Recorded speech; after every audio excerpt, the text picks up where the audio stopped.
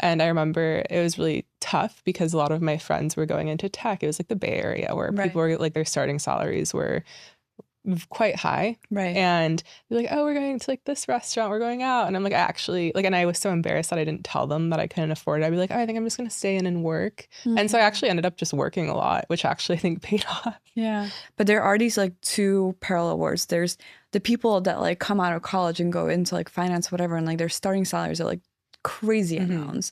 And then you have people that are still figuring it out, or they go on like more unconventional career paths, and it takes a little bit to figure out how to like turn your craft into something that can also sustain your life. And by being literal neighbors and like living in the same city and being in the same circles, but like living such different realities, it is a very difficult thing to navigate, especially when you're young and like you are a little embarrassed to talk about money and you're embarrassed to admit that you can't afford something. It was probably like the most humbling experience of my life.